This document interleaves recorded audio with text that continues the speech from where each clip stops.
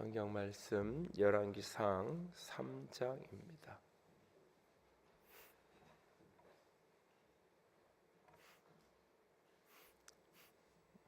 구약 성경 열왕기상 3장 7절입니다.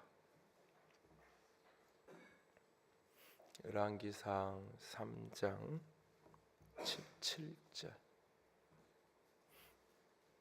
7절에서부터 10절까지 7절에서 10절까지 다 함께 읽겠습니다. 나의 하나님 여호와여, 주께서 종으로 종의 아버지 다윗을 대신하여 왕이 되게 하셨사오나 종은 작은 아이라 출입할 줄을 알지 못하고 주께서 택하신 백성 가운데 있나이다. 그들은 큰 백성이라 수요가 많아서 셀 수가 없고 기록할 수도 없사오니 누가 주의 이 많은 백성을 재판할 수 있사오리이까? 듣는 마음을 종에게 주사 주의 백성을 재판하여 선악을 분별하게 하옵소서. 솔로몬이 이것을 구하매 그 말씀이 주의 마음에 든지라. 아멘. 이스라엘 백성들이 광야를 지날 때랑 이스라엘 백성들이 가나안 땅에 이르렀을 때의 삶의 모습이 다른 것을 볼 수 있습니다. 광야 이스라엘 백성들은 매일매일 일용할 양식을 바깥에 나가서 거두어 와야 했습니다. 그래서 광야 이스라엘 백성들에게 중요한 것은 믿음으로 매일매일을 순종함으로 나아가서 매일의 일용할 양식을 거두는 것, 그것이 광야 이스라엘 백성들이 살아가는 방식이었습니다. 그러나 가나안 땅에 들어가고 나서는 매일 그렇게 아침에 들에 나가면, 아침에 집 바깥에 나가면 하루치에 먹을 게 있는 게 아닙니다. 이 가나안 땅에 들어가고 나서는 봄에 씨를 심고 여름에 그것을 가꾸고 가을에 거두는, 그리고 거둔 그것을 잘 보관하고 저장을 해서 1년을 그것을 먹게 되는 그런 모습을 보게 되죠. 광야 이스라엘 백성들은 텐트를 치고 천막에서 살았지만 가나안 땅에 들어가서는 자기 몫의 성이 주어지고 자기 몫의 땅이 주어지고 도시가 주어지면서 그것을 잘 가꾸어서 이스라엘 백성들이 광야에서 땅을 분배받는 장면도 보면 모든 땅이 다 정복된 지역이 아닙니다. 그 지역의 중요한 성들은 이미 정복이 됐지만 그 성과 연결되어지는 많은 땅들은 여전히 이방인들이 살고 있습니다. 그래서 그 땅을 축복의 땅으로 허락하면서 동시에 주어진 명령은 그 땅을 가서 취하라라고 하는 것입니다. 전쟁은 끝났지만 중요한 성들은 다 취해졌지만 나머지 남아있는 것은 가서 취해야 됩니다. 밭을 가꿔야 되고 또 거기에 있는 이방인들을 가나안 땅 사람을 쫓아내고 그 모든 일들을 이루어 가야 합니다. 그리고 그것으로 먹고 누리는 것입니다. 그래서 가나안 땅에 들어가서의 그 삶은 획일적으로 똑같지 않습니다. 하루 세 끼 먹는 것 다 똑같죠, 누구나. 그러나 어떤 음식을 어떤 상에서 먹느냐 하는 것은 사람마다 다 다릅니다. 광야의 이스라엘은 하루 세 끼 먹는 것도 똑같았고 어떤 상에서 무엇을 먹느냐 하는 것도 똑같았습니다. 그러나 가나안 땅을 축복의 땅이라고 말합니다. 가나안 땅 들어가서도 하루 세 끼 먹는 건 똑같습니다. 그러나 어떤 상에서 어떤 음식을 어떻게 먹어야 되는가 하는 것은 자신들이 심은 대로, 자신들이 노력하고 헌신한 대로 그 차이가 나타납니다. 주어진 땅을 가서 열심히 가서 취해서 그 땅에 있는 이방인들을 가나안 땅 사람을 쫓아내고 내 땅으로 만들고 그것을 잘 가꾸어 경작해서 봄에 아름다운 것을 좋은 걸 심고 잘 가꾸고 가을에 풍성한 것을 거둔 사람들은 넉넉함에 많은 것을 먹지만 그렇지 못한 사람이 힘들 때가 있습니다. 물론 이제 그런 것 때문에 그렇지 못한 사람들에게 그것을 나누게끔 포도를 수확하더라도 구석에 있는 거나 조금 시기가 늦게 나오는 포도는 거두지 말고 그냥 놔두도록, 나그네들이 그것을 취할 수 있도록, 그리고 땅도 함부로 매매할 수 없게끔 모든 땅의 주인은 하나님이기에 그것을 매매할 수 없도록, 특별히 지파와 지파 바깥으로 지파 안에서는 그것이 나누어질 수 있어도 지파 바깥으로 그것이 갈 수는 없게끔 제한 조건들이 있는 것을 보게 됩니다. 그런 어떤 극단적인 의미의 불평등, 극단적인 의미의 이기심이 극대화되는 것은 분명히 일정한 부분 제한을 하고 있고, 약한 사람들에 대한 최소한의 생존의 필요들은 공급하고 있지만, 그럼에도 불구하고 그 안에서는 자기가 수고하고 노력한 만큼의 자기 능력을 따라서 거두는 게 다르고 누리는 게 다른 것을 보게 되어집니다. 오늘 우리가 그 모습 속에서 무슨 기도를 해야 될까? 무엇을 기도해야 될까? 오늘도 나에게 좋은 상에서 좋은 것을 먹게 해달라고 기도하는 사람이 있을 겁니다.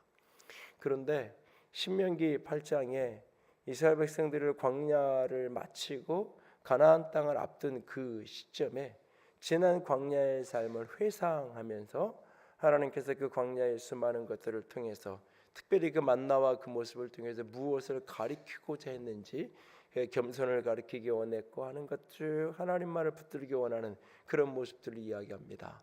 그리고는 이제 그들에게 필요한, 이제 하나님이 주시고 허락하실 것을 말하는 문맥 속에서 재물 얻을 능을 너에게 주시겠다라고 하는 말씀이 함께하는 것을 보게 됩니다. 이제 광야에서는 그냥 아무나 누구든지 나아가서 최소한의 노력으로 거두어와서 최소한의 것들을 똑같이 먹으면 됐어요. 가나안 땅에 들어가서는 달라집니다. 그 달라진 삶에서 필요한 가장 중요한 기도는 무엇일까? 그것은 바로 능력을 구하는 기도입니다.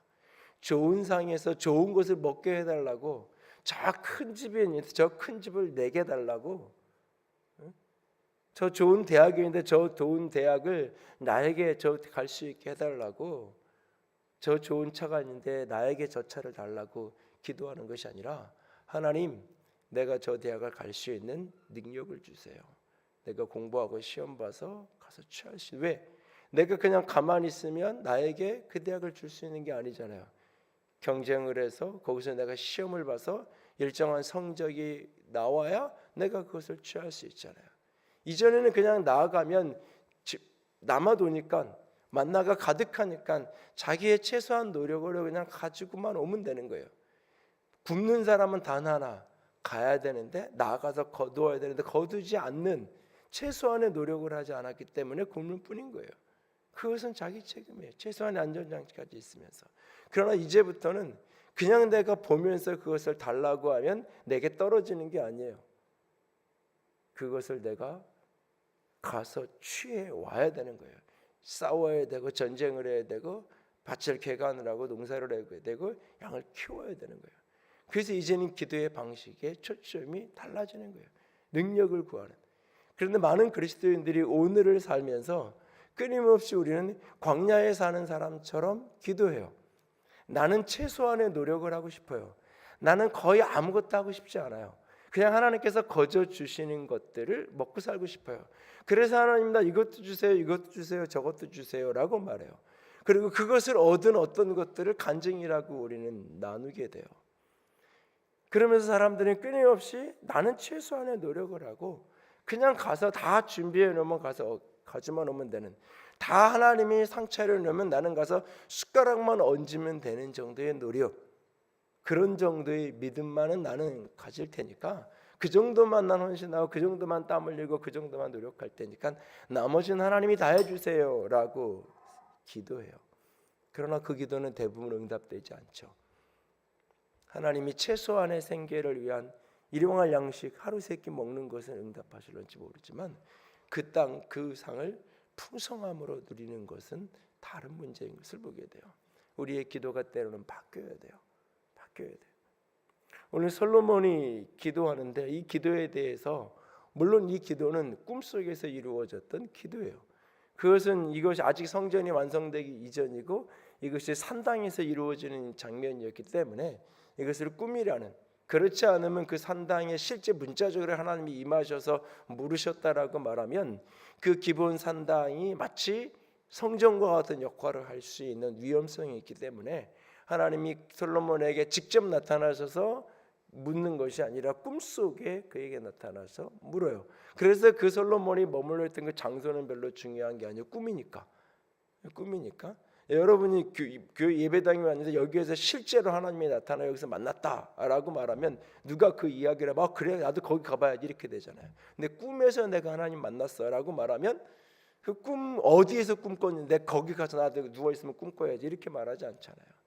그것을 누구를 만났나가 중요해요. 그래서 이 장면은 꿈이라는 모습을 통해서 하나님이 솔로몬을 찾아오시는 겁니다. 솔로몬이 물었고 무엇을 원하냐고 물었고 솔로몬은 듣는 마음을 달라고 그랬어요. 듣는 마음을 개역 한글판 성경에서는 지혜라고 번역을 해놨어요. 히브리어의 지혜라는 말이 그것을 문자적으로 지혜라고 우리 한자로 번역된 그 단어를 문자적으로 직역하면 그게 듣는 마음이에요.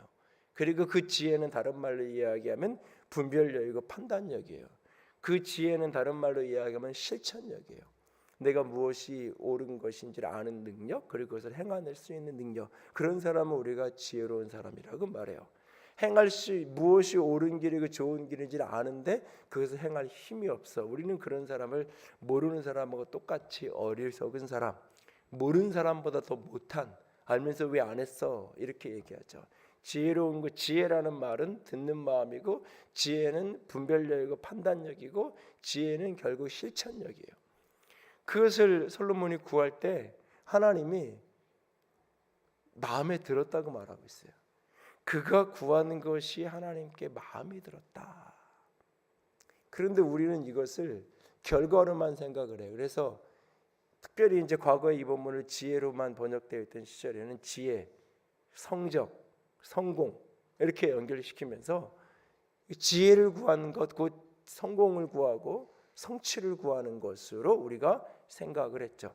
그 솔로몬이 하나님이 그 마음 말씀을 솔로몬을 구했던 그 말이 하나님의 마음에 들었다라고 하는 것을 피상적으로 적용해서 솔로몬이 구했던 그 내용, 지혜, 나도 지혜를 구하면 되겠지. 나도 지혜를 구하자. 그래서 아이들을 위해서 기도할 때마다 하나 우리 아이 지혜롭게 해주세요. 아이들에게 하는 얘기도 너도 솔로몬처럼 지혜를 구래. 그 하나님이 부와 명예와 권세와 장수와 많은 걸 주실 거야라고 우리는 이야기하죠. 아니 이야기하지 않아도 그런 기대를 하면서 지혜라는 기도 제목을 우리는 가지고 기도를 해요. 그것을 이제 듣는 마음으로 바꿔놨어. 번역을 문자적으로 직역을 해놨으니까 듣는 마음을 주세요라고 기도를 해요. 하나님에게 솔로몬의 기도가 마음에 들었던 이유가 과연 지혜라는 기도 리스트 가운데 지혜라는 기도 목록을 그가 구했기 때문에 하나님의 마음에 들었던 것일까요? 솔로몬의 기도가 하나님의 마음에 들었던 진짜 중요한 이유가 무엇일까요? 우리가 지혜를 구하는데 하나님이 찾아오셔서 여러분에게 그렇게 말씀하시던가 너 참 네 기도 마음에 든다. 내가 이것도 줄게 저것도 줄게라고 하시던가요? 솔로몬이 구할 땐 그렇게 하시는데 우리가 구하면 그렇게 하지 않을까요? 왜 솔로몬의 기도는 하나님 마음에 들었던 걸까요? 솔로몬의 기도가 마음에 들었던 이유는 솔로몬은 무엇을 구해야 하는지를 알았고 왜 구해야 하는지를 알았어요. 솔로몬은 자신에게 지금 무엇이 필요한지를 알았어요. 무엇이 필요한지. 하나님이 여러분에게 너 무엇을 원하느냐라고 말할 때 무엇을 원하느냐고 말할 때 여러분 가끔 이렇게 어디서 이야기하고 나서 집에 가 그때 그렇게 말했어야 되는데 여러분 후회가 될 때가 있죠. 집에 가서 묵상하면서 다음에 그런 기회 가면 또 그렇게 말해야지. 근데 그런 기회가 대부분 안 하잖아요. 특별히 억울한 일 당하고 막 그랬을 때 내가 그때 이렇게 얘기했어야 되는데 내가 왜 집에 씩씩거리면서 묵상을 하잖아요. 어쩌면 하나님이 여러분에게 오늘 아침에 기도할 때 너에게 너 무엇을 원하느냐고 단도직입적으로 여러분에게 직접 물으신다면 그럼 뭐라고 말할 것 같으세요? 그리고 돌아가서 그렇게 기도했던 것에 대해서 아무런 후회가 없을 것 같으세요?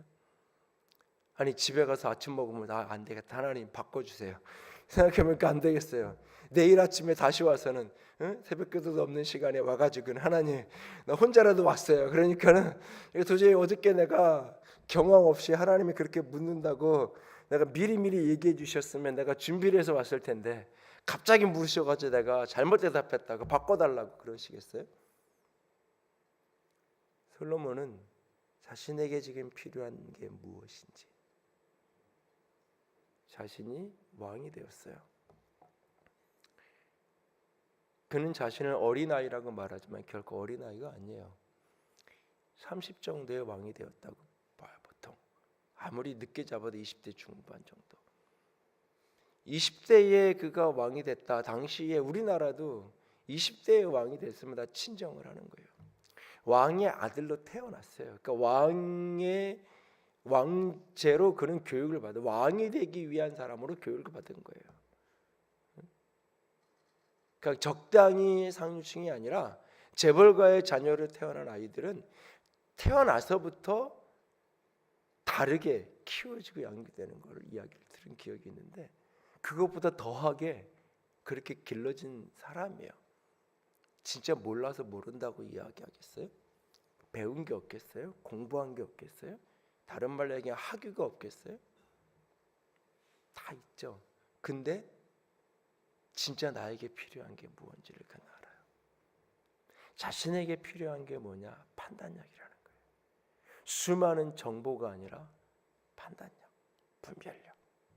수많은 재판을 하고 판단을 해야 되는데 이번에 금리를 올려야 되는지 내려야 되는지, 이럴 때 내가 나서서 중재를 해야 되는지, 이럴 때는 조용히 참고 있어야 되는지, 이럴 때는 국민들 앞에 나타나서 이런 말을 해야 되는지, 그냥 여론이 들끓어도 그냥 가만히 뒤에 있어야 되는지, 이럴 때는 정책을 이렇게 해서 저렇게 해야 되는지, 플랜 A를 계획해가지고 실천을 했는데 현장에 가보니까 이게 잘 안 맞아요.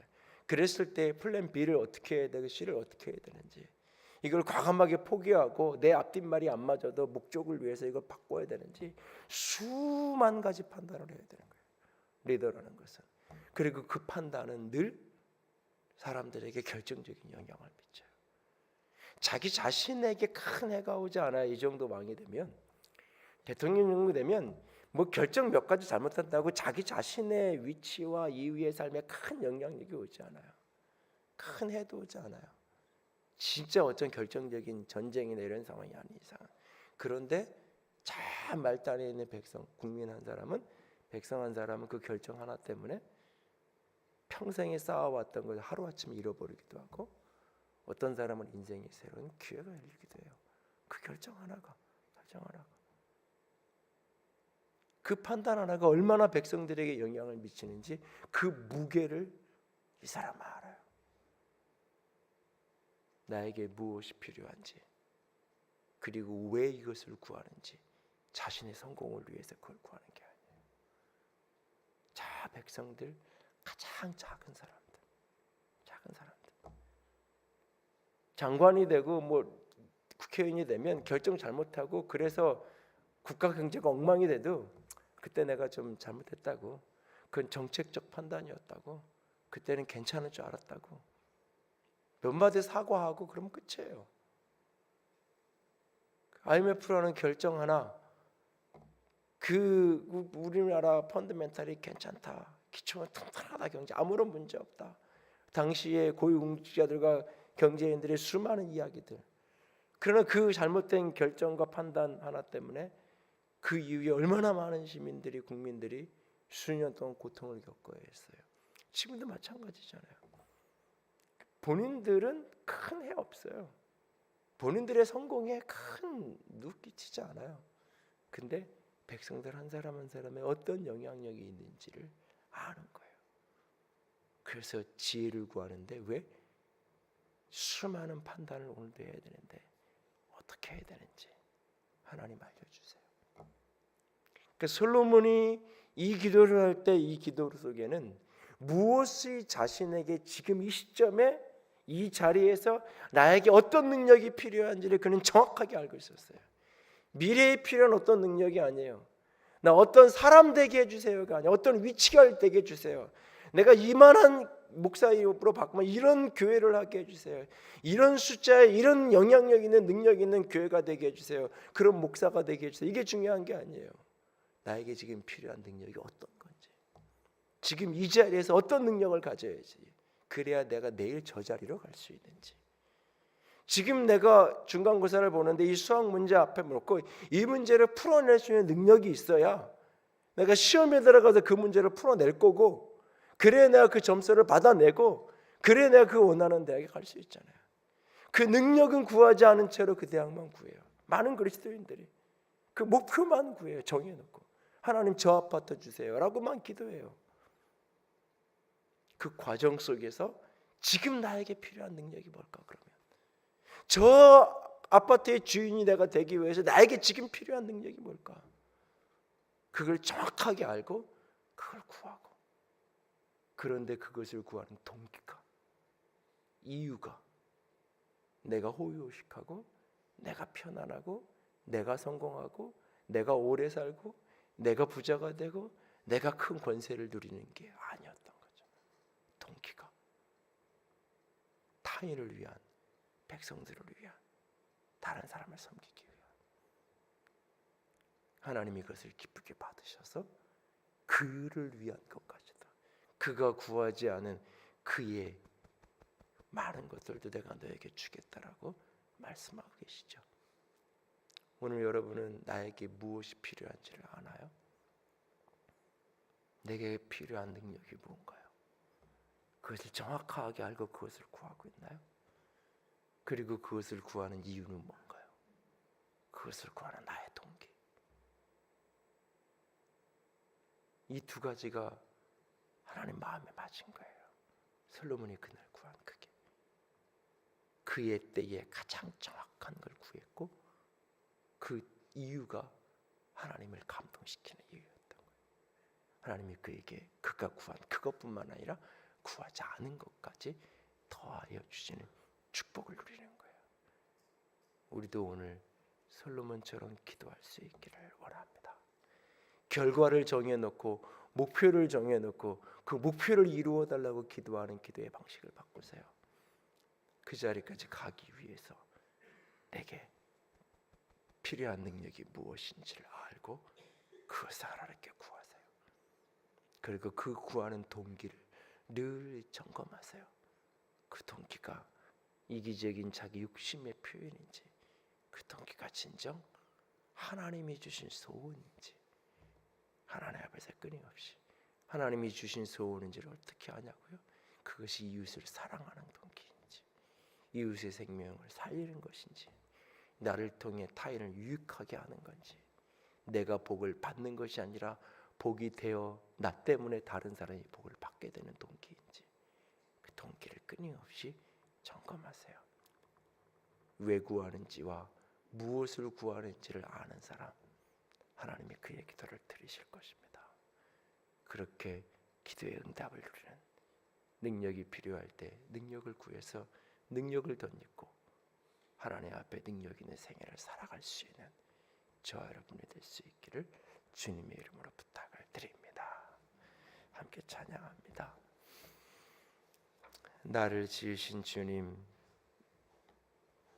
나를 부르신 이도 하나님, 나를 보내신 이도 하나님, 나의 다 된 것은 하나님의 은혜라. 함께 고백하기 원하는데요. 하나님이 여러분을 지으셨고 부르셨고 보내셨어요. 그 자리에 무엇이 필요한지 우리 주님은 아세요. 그런데 그것을 우리 주님은 우리의 기도의 응답으로 주시기로 하세요. 그 하나님을 바라보면서 우리가 찬양하며 나아갑니다. 함께 찬양합니다. 나를 지으시니까. 나를 지으시니까 하느님, 나를 부르시니까 하나님, 나를 보내시니로 하나님, 나의 나 된 것은 다 하나님 은혜라. 달려갈 길 나가도록 나의 마지막을 하도록 나로 그 십자가 분쾌하신 나의 나 된 것은 다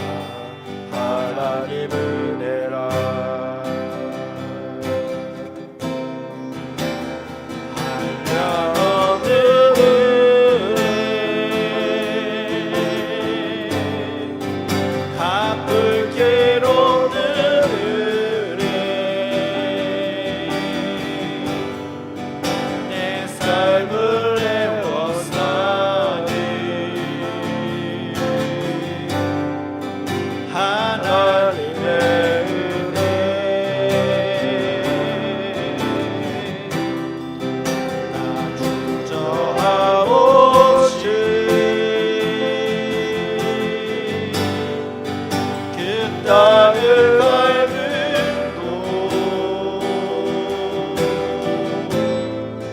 나를 붙드시니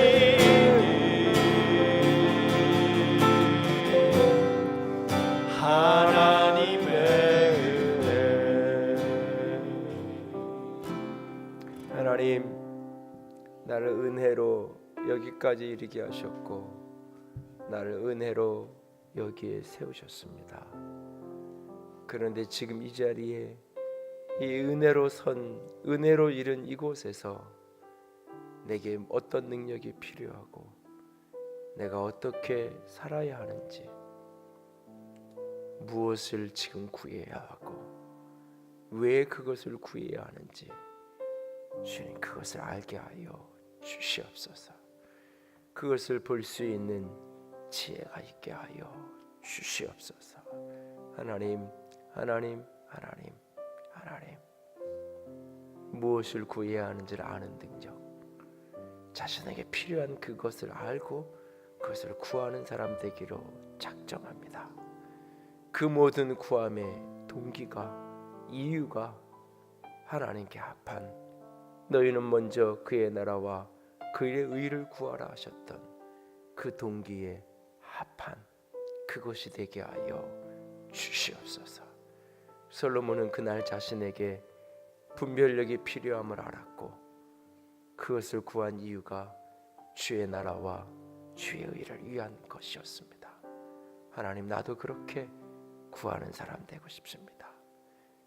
나도 그렇게 주 앞에 엎드려지는 사람이 되고 싶습니다. 주님 도와 주시옵소서. 무엇을 왜 구해야 하는지를 아는 그런 지혜자가, 그런 은혜를 입은 사람 되게 하여 주시옵소서. 주님 사랑합니다. 주의 이름으로 축복합니다. 우리 주님 예수님 이름으로 기도드렸습니다. 아멘. 말씀을 붙들고 기도하며 나아갑니다.